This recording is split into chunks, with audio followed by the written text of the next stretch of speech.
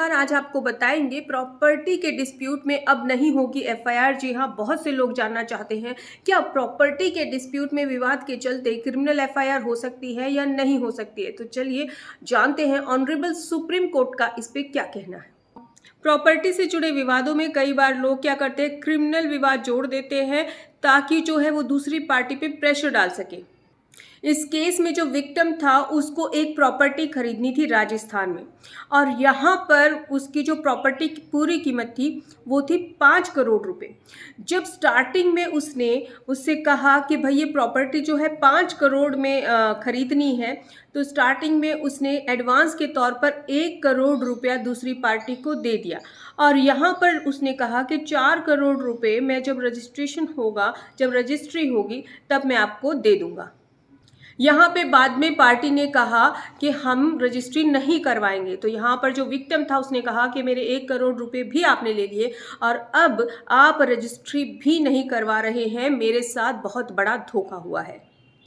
ऐसे में एक सिविल केस, स्पेसिफिक परफॉर्मेंस का केस फाइल किया जाता है। विक्टिम सिविल केस तो करता ही करता है, उसके साथ चीटिंग का, धोखाधड़ी का क्रिमिनल केस भी फाइल कर देता है।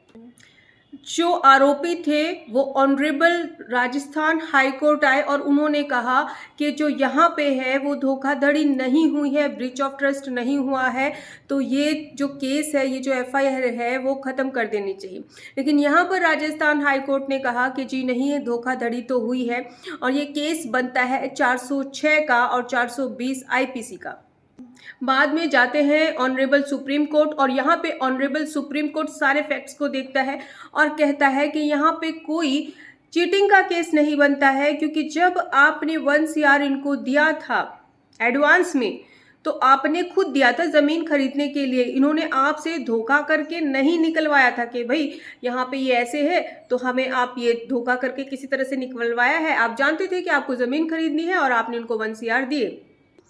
यहाँ पर साफ साफ कहा गया है कि 1 CR कॉन्ट्रैक्ट किया इसीलिए दिया गया है। तो क्लियर है कि दोनों पार्टी ने अपनी मर्जी से जो है कॉन्ट्रैक्ट में एंट्री की है खरीदने और बेचने के लिए।